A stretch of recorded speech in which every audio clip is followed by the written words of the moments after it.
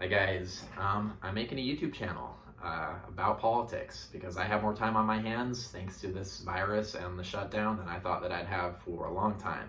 And I thought, let's use this time to express the opinions which have been brewing and festering and boiling up and slowly consuming me for quite some time now in the form of this channel. And also, like, what else am I gonna make? Like, I already sold my van, so I can't vlog my travels as a fashionable, young, spiritual, millennial, nomadically exporting my goodwill to the people of America as I crisscross the country.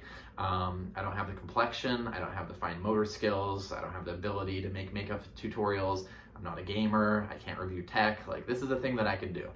And so I'm gonna need you to stop complaining about it. Why are you doing it about politics, says the hypothetical person.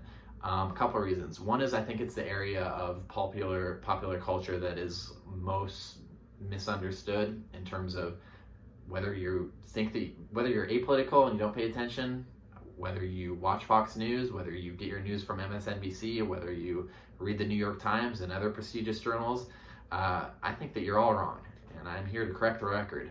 And I'm the authority on the subject because I'm the man in the room with the camera. I've got a lamp. Got some beans, it's pancake mix, shirts. I've got all the credentials that you could ask for as an authority on this subject, and so I'm here to do my thing. Also, politics affects almost every aspect of people's lives, even on issues that seem that they're unrelated to it. So, for example, like with this pandemic, it seems pretty apolitical. This is just a result of biology and evolution and natural selection and a virus transmitting its RNA from host to host, duplicating itself, slowly mutating until it jumps from animals to humans and then eventually infects the globe. This doesn't have anything to do with politics. This is just a natural disaster of sorts, just like earthquakes are a natural disaster that are apolitical, and there's lightning strikes sometimes, and sometimes we get hit by meteors and there's tsunamis. Let's not try to politicize these things. And even though it's true that these are things that are going to happen, outside of what any decisions are made about society, the question is, how do we react to those things? How do we prepare for those things? And how do we collectively make decisions about the disasters which inevitably do come? And so even with something like the earthquake in Haiti back in 2010, which killed about 150,000 people, that seems pretty apolitical. This is just an earthquake.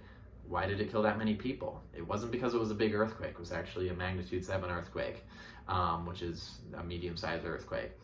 The reason it killed that many people is because of politics, because you can go back to whenever the 17th century or whenever colonialism started there, but started with colonialism, just like most of continental North and South America started with colonialism. Eventually, the Haitian people overthrew the French colonialists, the Haitian people being slaves of the French.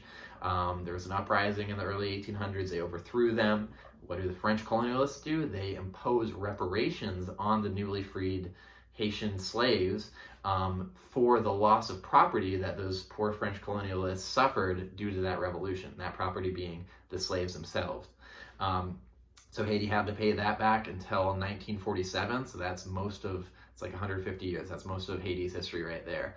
After that, there's dictators. They're called the Duvaliers, supported by the United States and the other great powers, the European countries, up until the 1980s. Eventually, there's another popular uprising. The people overthrow them, try to establish a popular government actually acting in the best interests of the people of Haiti. The U.S., in conjunction with the Haitian military, overthrows that president. His name was Aristide. They overthrow him in 1994, and then they overthrow him again in 2004, I believe. And then 6 short years later, there's a earthquake, and it kills 150,000 people. And we say, what an apolitical event. But again, this all has to do with politics. And so with the virus, are people that are, rich the only ones that are able to get coverage, or is this something that we as a society decided to everybody deserves his health care? This is a political decision.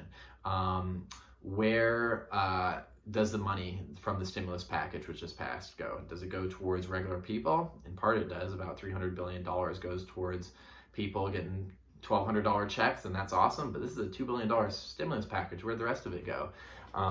The answer has to do with politics. $500 billion goes towards corporations in a slush fund with almost no strings attached.